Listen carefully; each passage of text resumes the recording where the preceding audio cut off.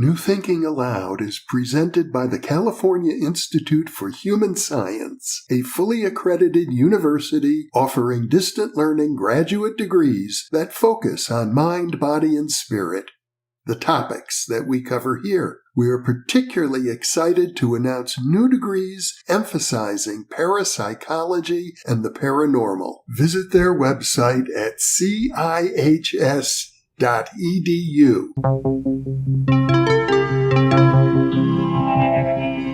Thinking Aloud.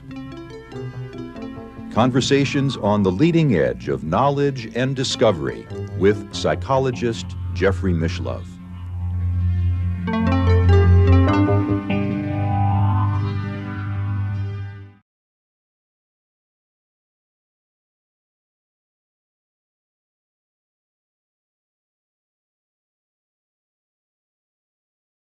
Hello and welcome. I'm Jorge Mishlove. Our topic today is comparative mysticism, and my guest, Professor Jorge Ferrer, has been teaching comparative mysticism at the California Institute for Integral Studies for the past 15 years, where he is the former chair of the Department of East-West Psychology. He is also author of Revisioning Transpersonal Theory, a participatory vision of human spirituality.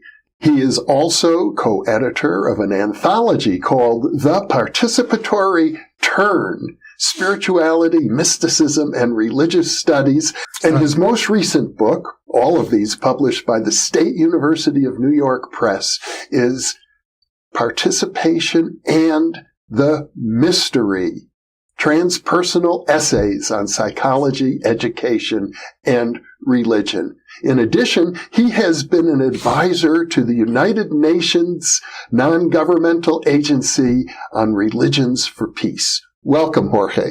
Thank you very much, Jeffrey. It's a pleasure to be with you. And comparative religion, what a wonderful topic. Actually, comparative mysticism, that's even more interesting to me. And I know there's a big controversy in the field, although as you expressed it in a previous interview, the scholars seem to be united in this regard. Many people would say, nevertheless, that there is a common core to all mystical traditions, and that would be an inner, ineffable experience. But the scholars don't buy that. Yes. Well, one of the problems is that whenever a practitioner or even some scholars, there are some scholars like from the so-called traditionalist school, like Fritz of Schuon and René Guénon, that they do defend that there's like some kind of perennial core in traditions, right? The primordial traditions we're talking today.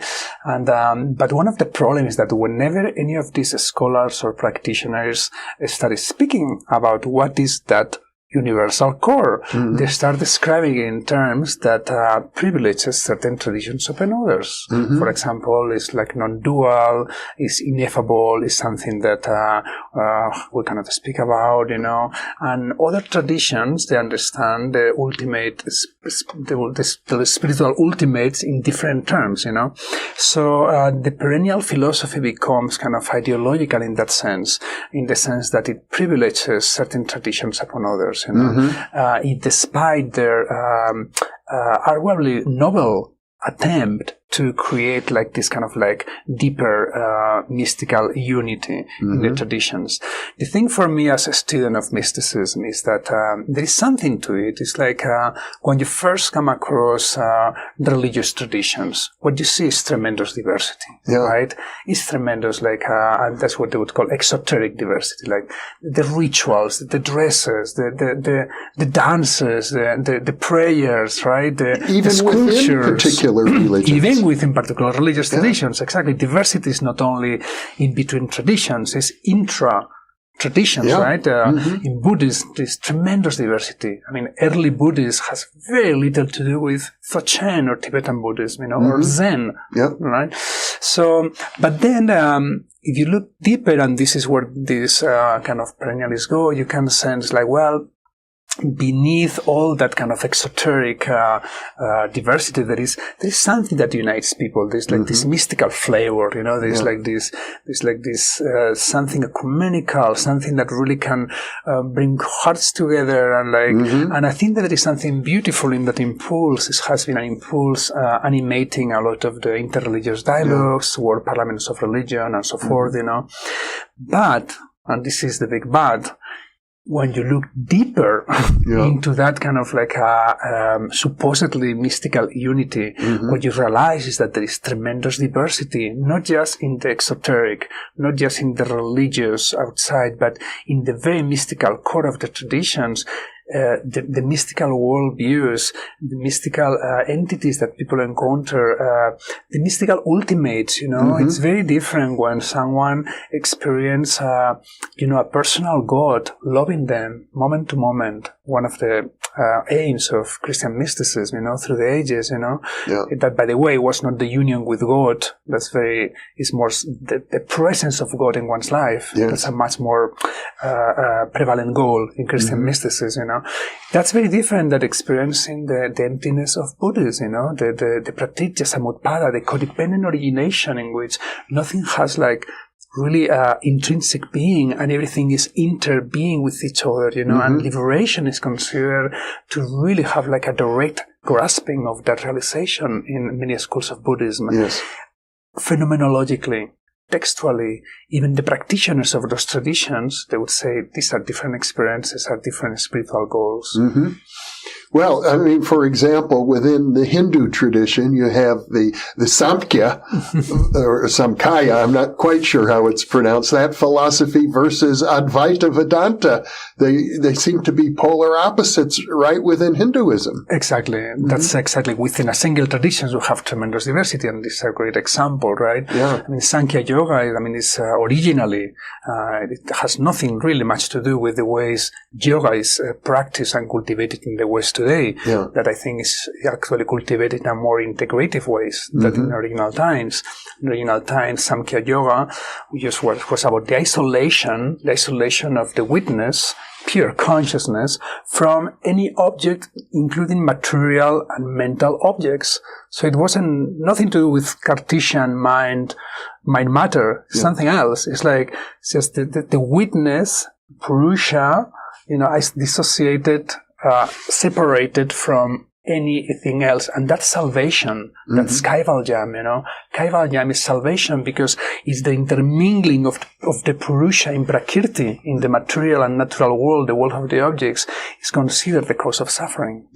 Right? So that's very different than in Advaita Vedanta, as you pointed out, like in which the realization that Atman is Brahman, right? Atman is Brahman, and Brahman includes everything. And that would be considered a heresy in other traditions. Exactly. In fact, I mean, in Judaism, for example, they're very clear. You don't become God. God is God. Humans are humans. Exactly. The idea, I mean, in Judaism, for example, the greatest prophet is considered Moses. And Moses, at the very end of his life, attained a vision. He saw the face of God. But at that point, he died. Because no one can see the face of God and live. That's right. In the Jewish tradition, whereas in other traditions you become God. Exactly. So, that's considered in some traditions an heresy, right? Or like it's called a spiritual titanism, the attribution of divine powers to oneself. But it seems to me in every culture, mystics have run the risk of being called heretics. I would qualify. I would offer a qualification in the sense that, most popular mystics from Meister Eckhart, and the Buddha himself, they became famous precisely because they were very heretics. They went against the scripture. They went against the establishment, But if you look at the history of mysticism and mystics across the years, again, the different traditions, you realize a different picture, Most mystics actually were not in the business business of kind of being heretics or contradicting the scripture. They were in the business of enacting and cultivating and living experientially the teachings of the tradition. Mm-hmm. So this vision of like the mystic as an heretic, as a rebel, there is some truth to that, but has been exaggerated in huge ways that does not withstand historical evidence. Mm-hmm. Well, if you take any tradition and push it to its extreme, and on the one hand you're fulfilling the ideals of the tradition, on the other hand you're going against the power structure. Well, I believe so. I believe so. But depending on, within a single tradition, there is always like, I would say there's like two strands that get very intermingled. And a strand of inquiry, spiritual inquiry, and a strand of spiritual indoctrination. And those two are very complexly weaved in the tradition. Actually, most of what we understand in the West, in the modern West, by spiritual inquiry has been kind of like affected by modern standards of open-ended inquiry, like in science, for example, in philosophy, that they do not have too much room in the religious traditions. To inquire in a religious tradition spiritually is to really finally access the truths of the founder or the truths of the scripture, So in a way, this idea of open-ended inquiry, of course, is emerging today in contemporary kind of like versions of the traditions and more radical schools, But historically, that was not really the case, It was more about, you sit in meditation to corroborate, enact and corroborate the truths of the Buddha or the truths that were revealed in the Torah or in the Vedas and so forth. Well, as I recall, the Buddha himself said to his disciples at one time, "Don't believe anything I say. Just, test it out for yourself. If it works, keep it. If it doesn't work, don't." Yes, that's a great statement of the Buddha. And as usually happens, when founders die, things get more systematized almost immediately. It also happened with Sri Aurobindo. Very similar statements he would offer to his community, right? I don't want the integral yoga to become a religion, right? And what happened as soon as he died, you visit the ashram and there's different camps discussing what he said and what he didn't say. And there's pictures of him everywhere. If he would come alive, he would say, "You are just doing exactly what I asked you not to do." And I recall, now that I think about it, when I was a young man, I was in England and had the opportunity to attend a session with Jaddu Krishnamurti. Oh, excellent. And who's famous for saying, "Don't have gurus." I don't want to be a guru. But then everybody is treating him like a guru. They're kissing his feet, and no other guru got treated any better than Krishnamurti. Maybe Osho. But even in his lifetime, it's as if people are in some way, they're so eager to have a guru to whom they could be devoted. And I suppose for some people, the guru who says, "Don't follow gurus," it's more attractive. But it's quite paradoxical. Totally. There is a great movie by Luis Buñuel, the famous Mexican surrealist, called Simeon of the Desert, in which there is this guy, poor guy, who goes into this mountain there and hangs out there, and then the whole village suddenly they start treating him as a saint, and then they build a whole church around him, and the guy doesn't say a word during the whole movie, So the whole movie advances with all this crazy stuff happening around him. And at some point, the guy comes down and says goodbye and asks him, "Are you leaving us? You're saying?" He's like, "No, I was just hanging out there. I don't know what was happening down here, but it was very interesting. Thank you."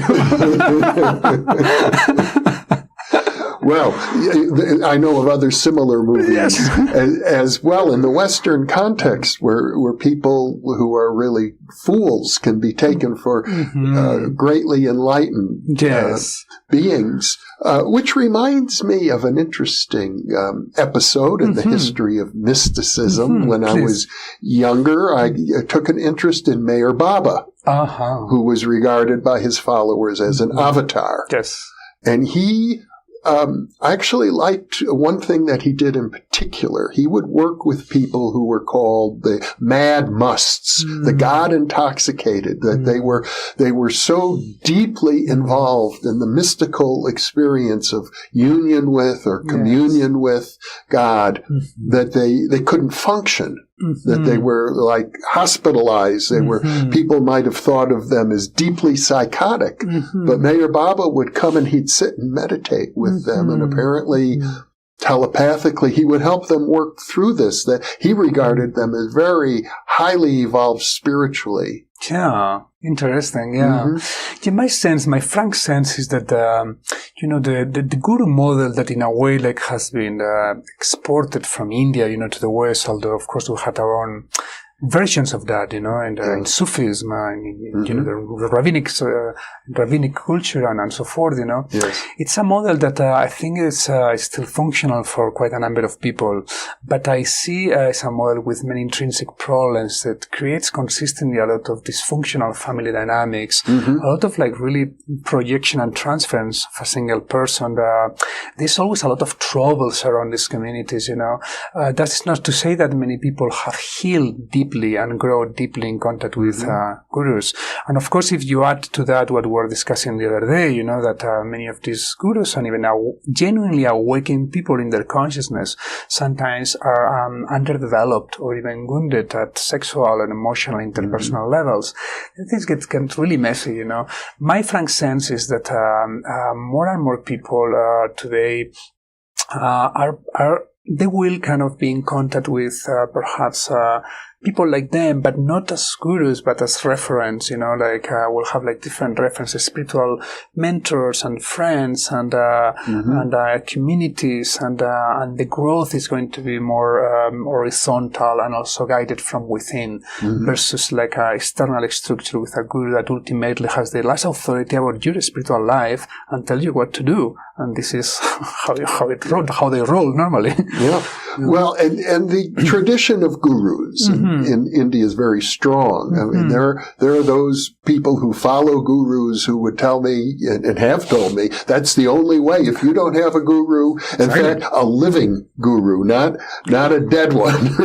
I know Da Frijan once wrote an essay called "Dead Gurus Don't Kick Ass." I remember.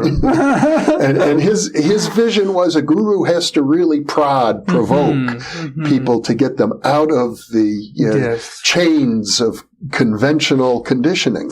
There is room for that, and I can see the value of that, like has never been my cup of tea, like that kind of confrontational approach. I've grown much more with mentors and people that show a lot of unconditional love and support, and at the same time they would call me on things with love when they would see kind of going out of integrity. Yeah. But this kind of more crazy wisdom traditions or confrontational traditions.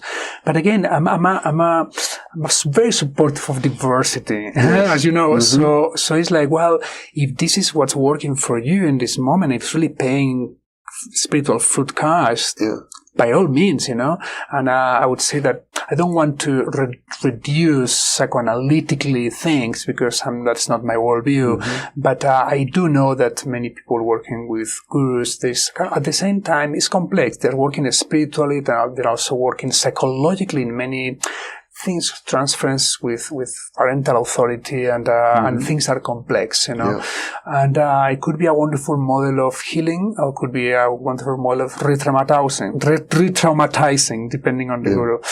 But coming back to the idea of comparative mysticism in connection to the teachers, one of the things that for me struck me, and I think has a practical relevance, is that I remember, for example, if you are working, let's say, in a Buddhist meditation retreat, right?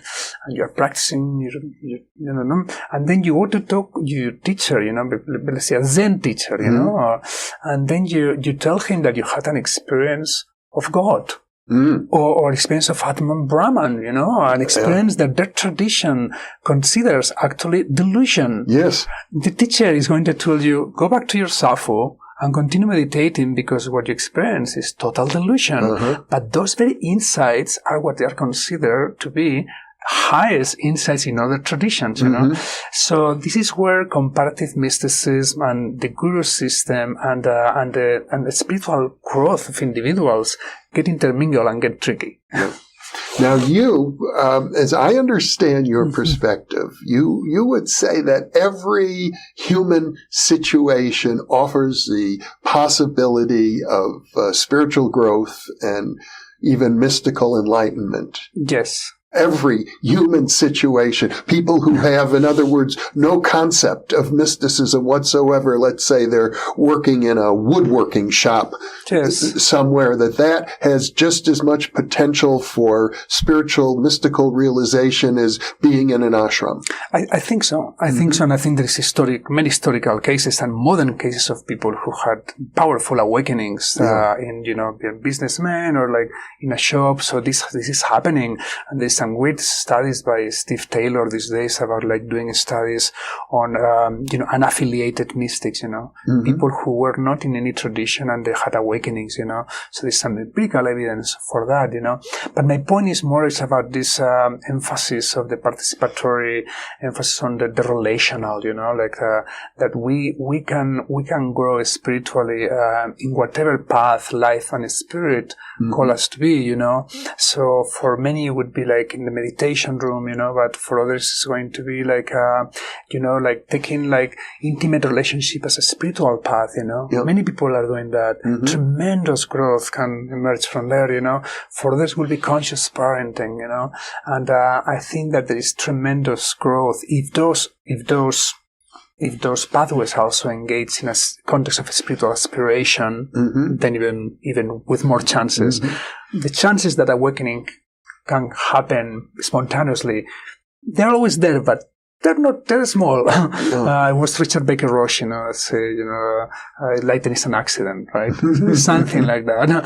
But if you have a context of spiritual aspiration for whatever you do, and then you bring the qualities of mindfulness, of inquiry, of curiosity, of generosity of the heart, and that can be applied everywhere. And so you seem to be emphasizing the notion of community here, that the community is very important in terms of mutual support. Yes. And yet we have, communities also cut both ways. You have what they call the madness and delusion of crowds. Yes, absolutely. Yes, I think like my sense is that the community is for support, but also for check and balances, right? As we were talking the other day, it's the community what's going to tell you, well, Jorge, you think you are growing beyond your narcissism, but actually we believe you're a little deluded because this is how you act. This is a disparity between what you say and your actions, or how we feel you energetically, right? But on the other hand, you're right. There is dangers in community, especially the dangers in community emerges. I think what we could see historically and in the examples I've seen around, when communities isolate themselves and they get inflated, especially with charismatic gurus, that they inflate their communities like we're unique, we are the most, only us will be saved. These are some of the other messages. The messianic tendencies, and then many people, unfortunately, can get very, very deluded with those, especially if it's a guru that has like some Shakti powers and can provide certain spiritual experiences. That, together with those ideologies, many people can get really hooked and could be very dangerous. Let me ask you this question. We're talking about comparative mysticism. Yes. Where do you draw the line between mysticism and comparative mysticism and religion? Yes. Just plain religion. Sure. The line has been drawn in different ways. I think different scholars would draw the line in different ways, but basically one of the main distinctions from the literature, quite accepted, is that mysticism has to do with something about the direct apprehension of spiritual truths or direct access to spiritual entities or ultimates. So not mediated by doctrine, not mediated by anything, you know. While religion is kind of like the more social elaboration of the doctrines and rituals. In a way, religion is more communal, more social. Mysticism is more individual. And religion is saying to be also more cognitive, more belief-based, while mysticism is said to be more affective, experiential. All that can be very cognitive as well. So I'm making these distinctions with a grain of salt here. You see me? Yes. Because there's some overlap. There is a lot of overlap, but the idea of direct access, no, that's one of the things. Like the idea that I'm having a direct experience of that truth. You know, it's not something that I'm just learning about it through my mind. You know, I'm just living it. You know, I'm just experiencing it directly. Well, for example, there was a big conflict in the early years of Christianity between the Orthodox religion, the Catholic religion of the time, and the Gnostics. Yes. And Gnosticism, when I first studied Gnosticism, I thought, well, it's all about gnosis, or that direct realization. But lately I've done some interviews with people about Gnosticism, and they explained to me, no, there's actually a pretty distinct theology associated with Gnosticism. Absolutely. And again, like this idea of mysticism free of doctrine, it's unusual and rare. We could have seen that in a few particular cases of like spontaneous awakenings of people that reportedly didn't have much knowledge of religion, you know. But in general, historically, I mean, many of the greatest mystics, they were great scholastics. Like Meister Eckhart, most of the Dalai Lamas, I mean, Tibetan monks, I mean, they're great students. So sometimes in the New Age movement and in contemporary modern spirituality, there is like this sense like, oh no, studying the doctrines, the scriptures, that's just for religious people, you know. I want to be a mystic, you know. I just want to go into the forest and have a blast. But they don't understand that a lot of the refined states of consciousness that those people would go, they were normally based on years of study and meticulous study and deep understanding of the nuances of consciousness, you know, and that understanding helped them to achieve those states. And this is something that, you know, contemporary New Age movement probably don't like too much because they don't like too much to study. Well, I'm under the impression when it comes to mysticism that there are different types of mysticism for different personalities. Yes. Not everybody is cut out to be an intellectual. Exactly. Some people have a very, very profound and powerful heart experience. Exactly. And so they pursue, in yoga it would be called bhakti yoga. That for other people it's about service in the world. So there are many approaches. Exactly. And in the same way that you know, in India, you know, they never made a hierarchy between those dispositions. Bhakti, Raja, you know, wasn't better or the other. It's for different people. I extend that also to other types of mysticism, like non-dual, theistic, nature mysticism, you know, psychic mysticism, because most religious traditions, and here we go back to this conflict of hierarchies, you know, they try to arrange all these types of mysticism according to how they close or far they are from their idealized state, written in their own scriptures, you know, and they create those hierarchies, you know. So in that regard, like what I'm saying is like, well, why is that so, you know? Why cannot some people practice non-dual or theistic and nature mysticism, and that can be considered on equal basis if they are growing up spiritually? Yeah. Well, I mean, you refer to spiritual narcissism. Yes. The tendency for people to try to elevate whatever approach they're engaged in. Yes. And I wonder if that's just not human nature. I wonder that too, in particular, when you see, like, I wrote about this in my last book, right? you would consider like the example of the Dalai Lama, contemporary Dalai Lama, in which I have not met him in person, but I have friends that I have, and I've heard many things about him. From all I know, is one of the probably, he would score very low in the narcissistic personality inventory. He's probably one of the persons who would score lower, a paragon of humility and open-heartedness, and at the same time, he's completely convinced, firmly convinced that the truth of emptiness of his own school, Gelukka school, that is different from other Tibetan schools, different from other schools of Buddhism. There are 4 Tibetan schools, I believe. Yeah. And within the Tibetan school, well, there's even more. There's even more than 4. There's like 8 or 9 now. So he's very clear. He says like, practitioners from other Buddhist schools, even Tibetan, they don't really understand emptiness, and therefore they cannot fully achieve final liberation. And when he's asked, what about people from other traditions and religious traditions? Because he's known to be like a spiritual pluralist. Like he has said, like, it's good to have different religions because people have different dispositions, psychological dispositions. But when you go to the interviews, especially interviews he gives to in Tibetan, and they're translated, and he's very clear. It's like he believes that people, after different lifetimes, they will all recognize the highest truth of emptiness of his school.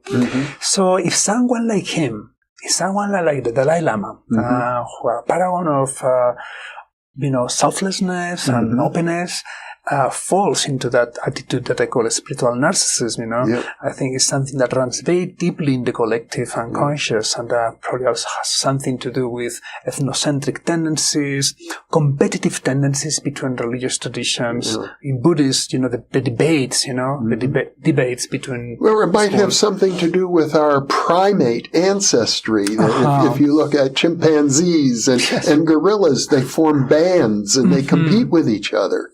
And so there's a certain amount of competition going on. And yet, at the same time, my sense is this, that, and I've talked to many people about this, that the mystics of every tradition, whether they're Native American or Hindu or Jewish or Christian or Muslim, feel closer to each other than they feel toward the pious, conventional, orthodox of conservatives of their own tradition. Yes, I totally agree, and I have been also in the midst of some of those encounters, intermonastic encounters, hanging out with monks, and there is that beauty. There's like Christian and Buddhist monks, they speak about like they have this shared like sense of communion and like goodness of the heart, the purity of the heart that is cultivated. So there's a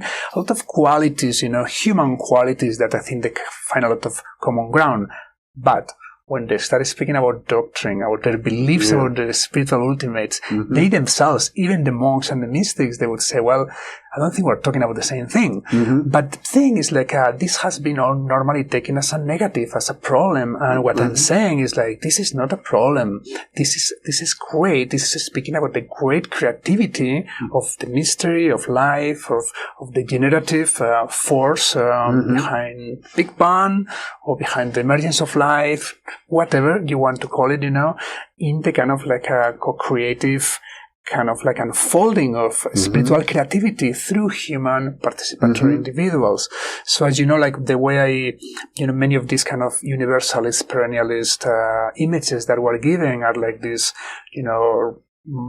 paths going to the same peak of the mountain, or there is one elephant, right? That different blind men touch different parts of the elephant, and they say these are the different religious traditions. And the image I bring is a more organic one that I think is more connected to evolution as we see it, is the image of a tree, right? A tree in which the different traditions would be branching out in different directions, and that doesn't mean that there's no overlaps.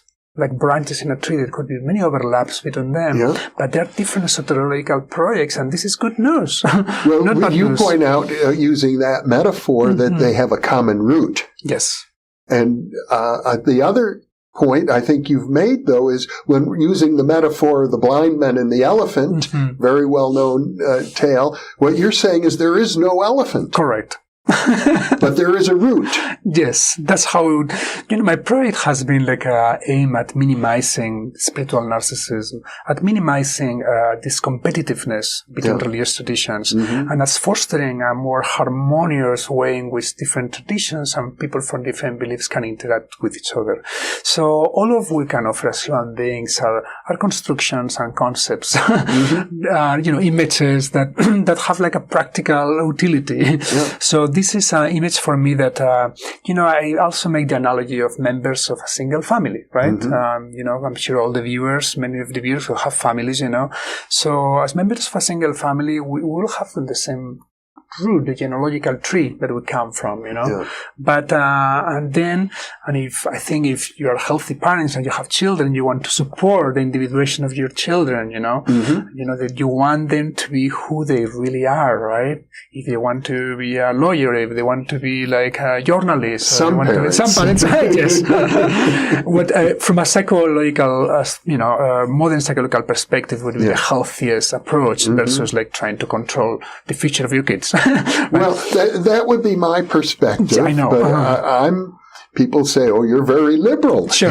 Other people say, no, parents have the right and the authority to control their children very strictly. I very strongly disagree with that opinion. I'll tell you why. Because your children are not your possession. The children came through you in freedom, and to make them a possession, I think is a different relationship with children that I wonder is the well, right. If you grew up, let's say, in an Orthodox or ultra-Orthodox Jewish family, and you have children, they are going to be deep. I have cousins, for example, who are not even ultra, modern Orthodox Jews, and they had a large family, which is typical, and every one of the children has followed and has joined that tradition, and I'm sure that the parents wouldn't have wanted it any other way. I understand, and I understand this is one example of many other cultures and places in which this takes place, and I think that's still probably like a temporary thing that will go for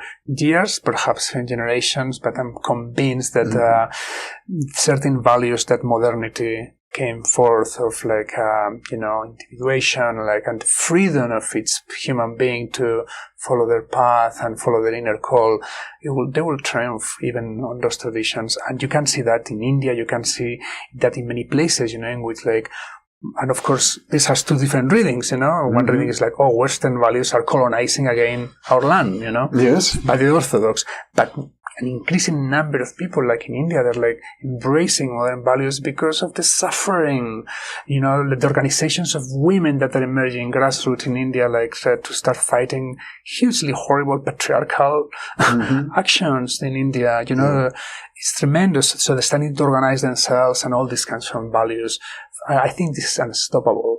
It's unstoppable, but I may be wrong. Well, what you seem to be pointing toward is a tendency for the human species on this planet to become more globalized, and as a result of that, to become more liberal in their outlook, because being exposed to other cultures does that to people. It's happening. It's happening, but I notice that there's a resistance. There's a backlash. People who feel that this is a very dark and dangerous move, and that traditional values are being threatened. If you look at history, in any kind of like important change of like kind of paradigmatic cultures, and they were always the to comes, right?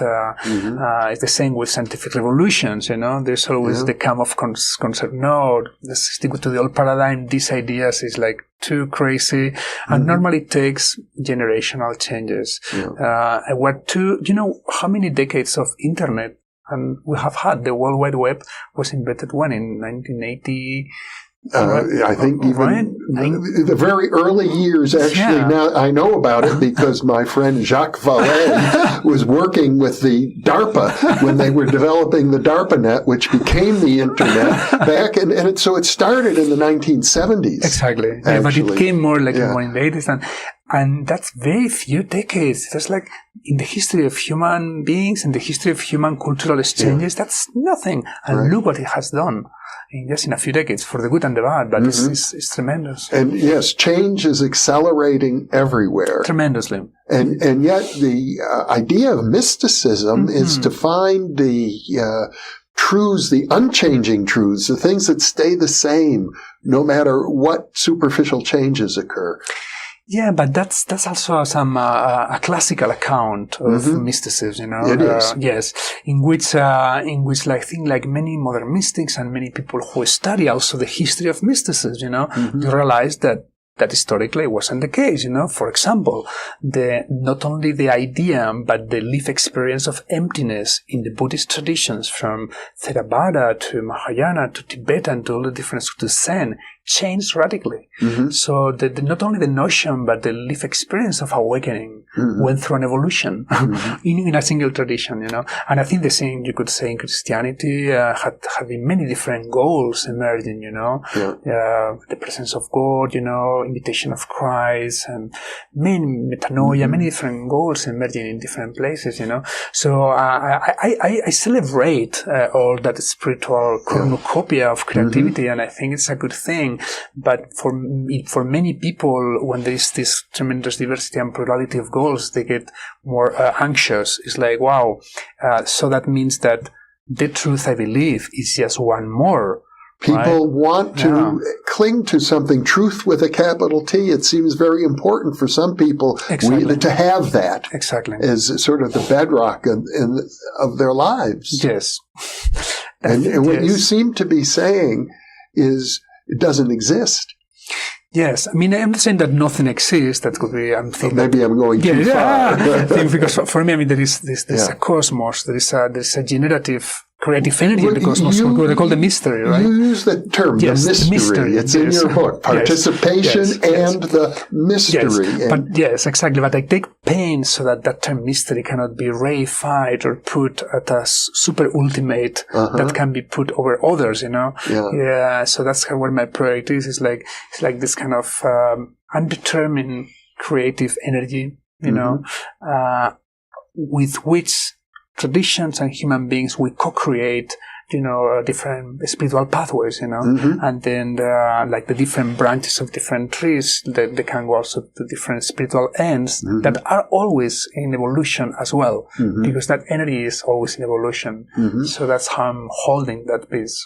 Well, so it sounds like you're saying, from your point of view, there is a kind of a bedrock. It's evolutionary creativity. Yes. For me, it's like I try to be as minimalist as possible with my metaphysics, but it's impossible to do without metaphysics, in a way. So basically for me, three things that are, for me, unquestionable, and perhaps you or others can question them, is that there is something. Not nothing. We're here. Yes. There's a cosmos. There is something going on, right? Yes. And this something is in movement. Is in change. We can track a history, the Big Bang of the cosmos, the planet Earth, the emergence of life. We call it evolution. We call it change. We call it creative and advancing. There's an unfolding of something, and. There are many questions around all that, right? Something is unfolding. Something is unfolding, right? Okay. And the third one is like, we are part of that something that is unfolding. Yes. We participate in that creativity of the cosmos, right, as human beings, because we are not separated from it. We are, as Carl Sagan would say, and others, cosmologists, were part of the cosmos that became conscious of itself. Right? We are an expression of the creativity of the cosmos. Yeah, and we are the organs for self-revelation of nature and the cosmos, us. And there may be others, there's extraterrestrial planets, but as far as we know here, we're one of the most powerful organs on the planet, Other species, they may have windows into different aspects of existence that we don't, and that what makes them so special as well. But we have quite a lot, and I don't think that the other species have mapped the Big Bang, for example.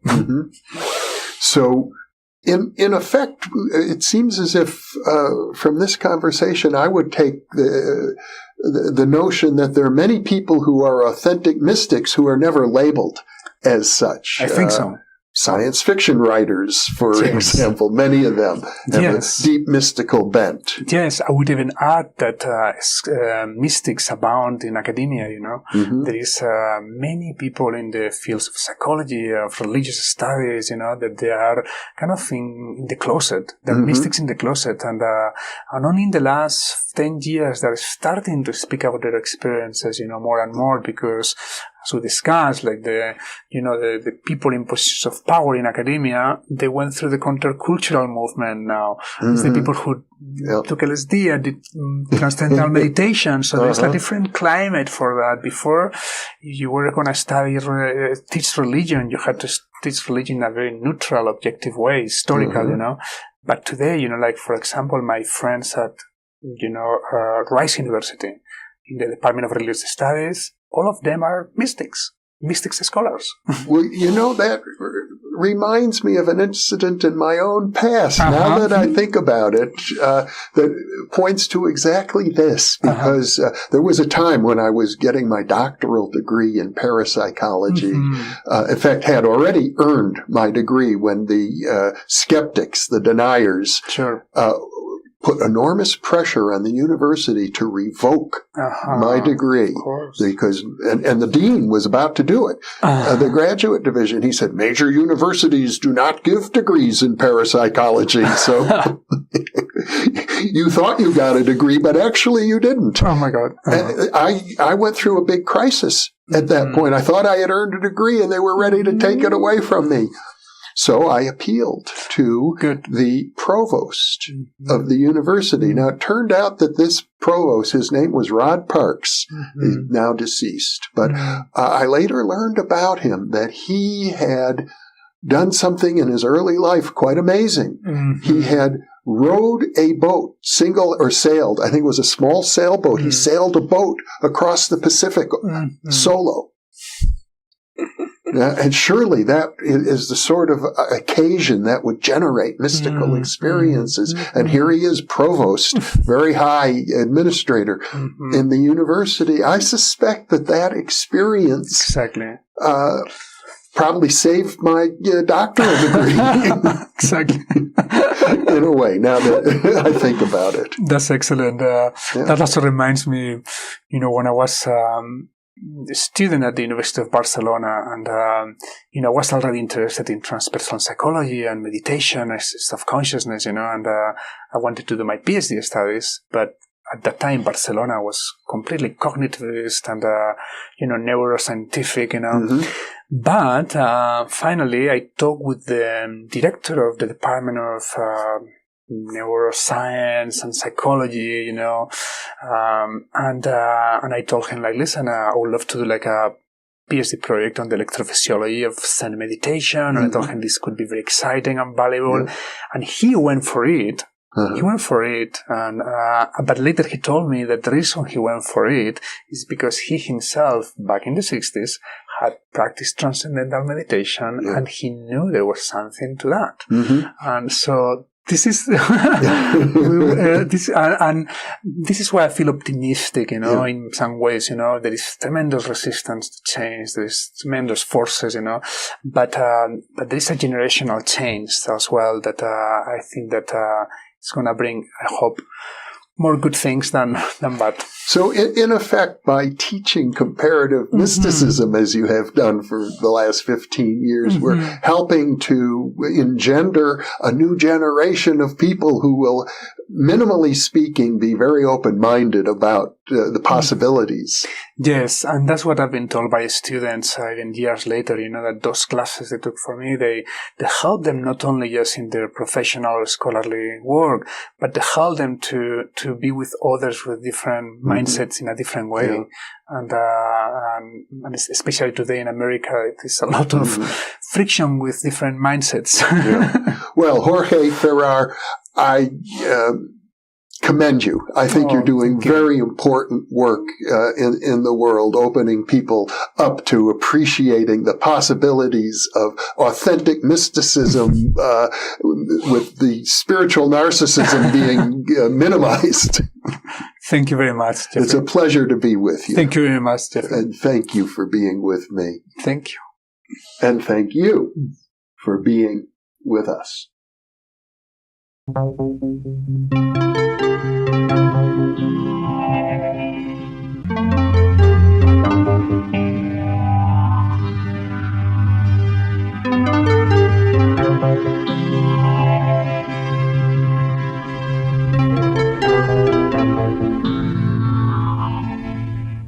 Book 3 in the new Thinking Aloud dialogue series is UFOs and UAP, Are We Really Alone? Now available on Amazon. You can now download a free PDF copy of issue 7 of the New Thinking Aloud magazine or order a beautiful printed copy.